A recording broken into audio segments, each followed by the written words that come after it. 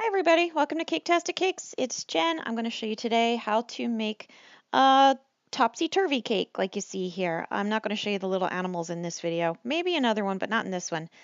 But hopefully you'll still like and subscribe. So let's go. Okay, this is the top layer of the cake.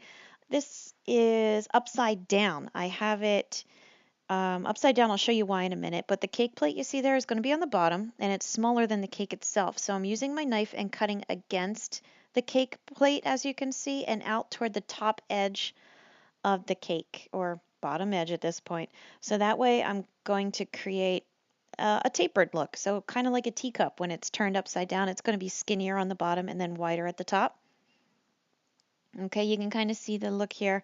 Once you get it all cut off, then you got to clean up your mess like that, and then you got to ice it. So dirty ice it, rough ice it, crumb coat it, whatever you call it. Put your icing on it. Once you get your icing all around it, make sure to try to make it nice and smooth and even. You can really see the tapered look here. Just put it aside. Put it in the fridge so it sets up firm. To do the bottom layer, the topsy-turvy part, you're going to cut halfway in the center of the cake, like right in the middle, down at an angle, a couple layers down. Take that piece like you saw me show you just there and flip it over and then lay it on the other side at the top. That way it accents the angle even more so. So you can see I'm icing a nice smooth angle here. All right, crumb coat it, whatever, the rest of the cake. Put it in the fridge, let it get chilled for like half an hour or so. I went ahead and wrapped it in fondant. You don't have to do fondant. You can do icing, whatever you want. This part, though, is how you would add that other tier that I made already into the topsy-turvy part of the cake.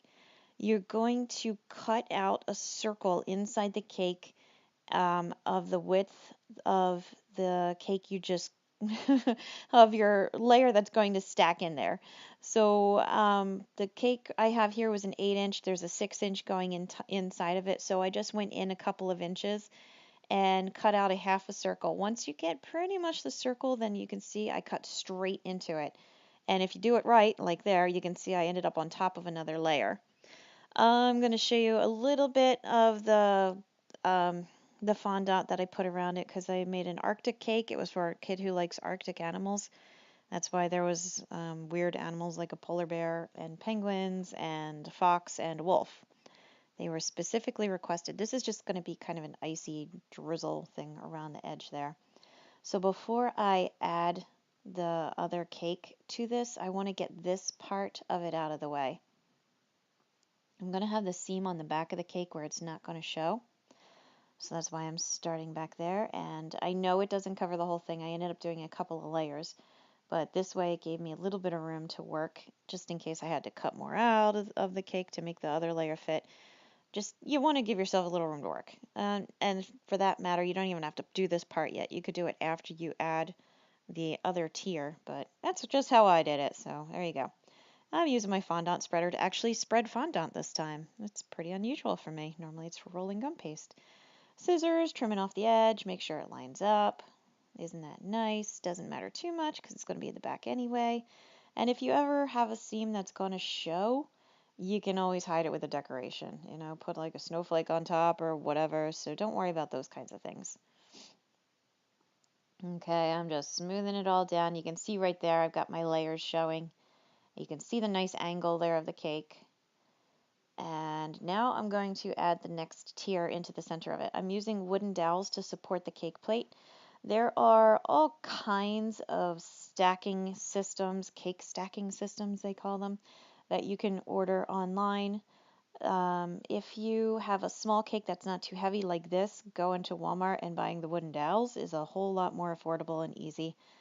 And that's what I chose to do here.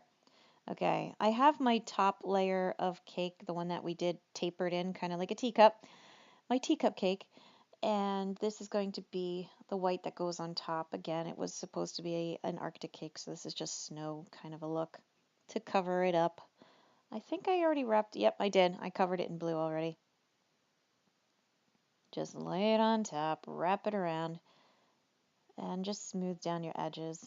Whatever style you're doing, of course, you're probably not going to be making Arctic cake this time of year, but if you do, there you go, follow along, and if not, decorate it however you need. If you want, you can even wait till after you put it on. I wanted it in there to begin with, just to make sure it was all done and nice and neat. I had set it on top and it didn't fit quite right, so I took it off and trimmed a little more. Remember I said you might have to do that to make it fit nice? Once you get it in a good size, then you just plop it on top. Well, don't plop it, set it gently and nicely. And don't forget to keep your cakes chilly, like keep them in the fridge. It keeps everything firm, it makes it all stay together nicer. And yeah, there you go. So now you got your stacked topsy-turvy cake. In order to cover up that bit of icing showing, I just made another, strip of the gum paste, or I'm sorry, fondant. This is fondant. Basically giving it another layer of snow. If you didn't do the first layer already, just cut out whatever size you need. If you're doing icing, whatever, fill it in, decorate it, have at it. Isn't that nice? And I think I mentioned, if I didn't, then I'll say it again. The bottom layer you could have done in that tapered look as well if you wanted to. For the style of cake I was making, I wanted the space, so I didn't do it that way. But you could have turned the whole darn thing over and tapered it just like we did the top layer. Again, you got to make sure your cakes are cold when you do this kind of thing. If they're soft and moving around on you, they're going to fall apart and mush, and it'll be a nightmare to try to flip them over. You got to make sure they're cold. A cold cake is a firm cake, and that's good. That's a good thing. When you put it in the fridge, if you don't have any icing on the outside, just wrap it up in saran wrap. Make sure the middle, of course, is iced, but that way it won't dry out. And yeah, like I said, decorate it however you want. Hopefully this was helpful. Check out my other videos. I'll catch you next time. Thanks.